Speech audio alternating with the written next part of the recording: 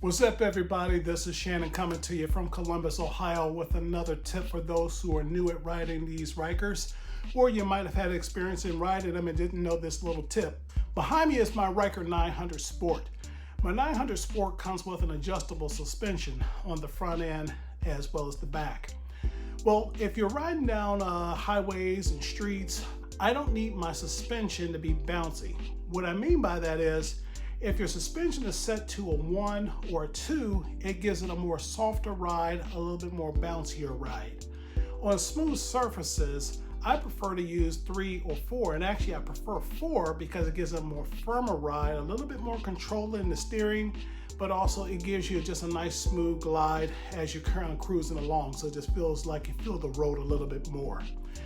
So with that said, you probably didn't know those numbers represent the elongation of the spring and the shock. So what happens is if in 1, it gives you more spring or more shock absorption when you're hitting bumps.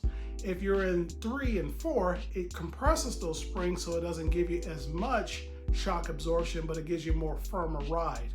So if you're racing or if you're on streets, freeways, 3 and 4 is probably where you want to be. Personally, again, I like 4. It just gives you a more firmer feel to the road and more control in the steering, so this way my sway bar links are not working overtime.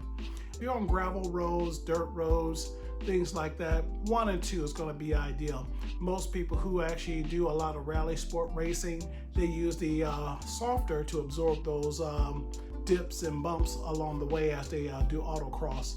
But with that said, check this out as far as how to adjust those shocks on the front end.